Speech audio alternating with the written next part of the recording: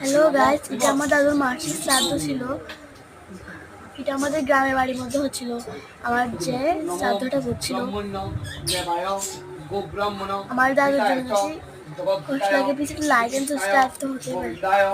নমো নমো হে কৃষ্ণ করুণা সিন্ধু দীনবন্ধু জগৎপতে গোপেশ গোপীকান্ত আমার স্কুলের প্রথম দিন ছিল, আমি যেতে পারিনি দাদুর মাসিক শ্রাদ্ধর জন্য, তাই আমি বাড়িতে চলে এসেছি।